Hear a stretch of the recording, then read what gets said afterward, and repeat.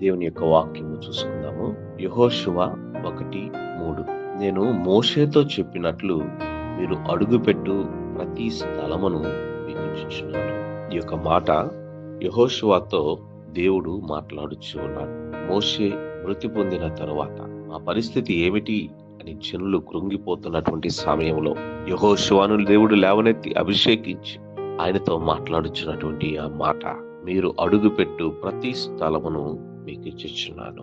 మోషే ఉన్నా లేకపోయినా ఆ వాగ్దానం మాత్రం సజీవముగా ఉన్నది. కావున మనము దేవునికి ఇష్టలుముగా ఉన్నట్లయితే మనము ఏ స్థాయిలో ఉన్నాము అనేటటువంటిది కాదు, దేవుని యొక్క హస్తము అనుగ్రహము మనపై ఉంటే మనము అడుగు పెట్టిన ప్రతి స్థలము కూడా మనదవుతుంది. యేసేపు జీవితంలో మనము చూడవచ్చు, బాహ్యముగా అయితే ఒక బానిసగా వెళ్ళాడు, కానీ దేవుని యొక్క ఆత్మ హస్తము అనుగ్రహము కలిగిన వాడు కనుక యజమానుడు తర్వాత యజమానుడుగా అక్కడ ఉన్నాడు. జైల్లోకి వెళ్ళినప్పటికీ కూడా బయటికి ఖైదీ వలె అక్కడికి వెళ్ళాడు, కానీ జైలు అధికారి తర్వాత నెక్స్ట్ అధికారి వలె అన్నిటినీ చూసుకుని వాడిగా ఉన్నాడు.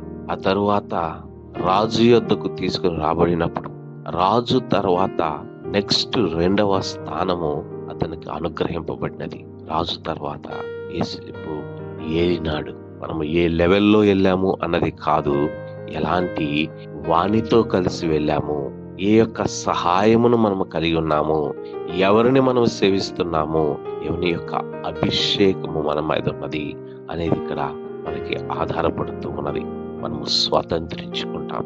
అది పరిచర్యలో ఏ స్థలములో అడుగు పెట్టాము అని అయినప్పటికీ, మన యొక్క వ్యక్తిగత జీవితములో ఏ యొక్క జాబ్లో మనం అడుగు పెట్టాము అనేది అయినప్పటికీ, మనము దేవుని అభిషేకమును ఆత్మను అనుగ్రహమును పొంది ఉంటే ఏ విధముగా యెహోషువకు జయమిచ్చినాడో అడుగు పెట్టిన ప్రతి స్థలమును మనము స్వతంత్రించుకుని వారముగా ఆయన చేస్తాడు.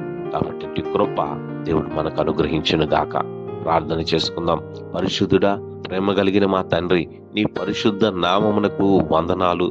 నిన్ను అంట కట్టుకొని నీ మీద ఆధారపడుతూ నీ దృష్టిలో యథార్థముగాను పరిశుద్ధముగాను బ్రతుకుతూ ప్రభు నీ ఆత్మను కలిగి జీవించు వారిగా మమ్మల్ని చేయండి. నీ వాగ్దానము ప్రభా పరిచర్య నిమిత్తము ఏ స్థలమునకు వెళ్ళినను అవి మేము స్వతంత్రించుకోవాలి ప్రభా.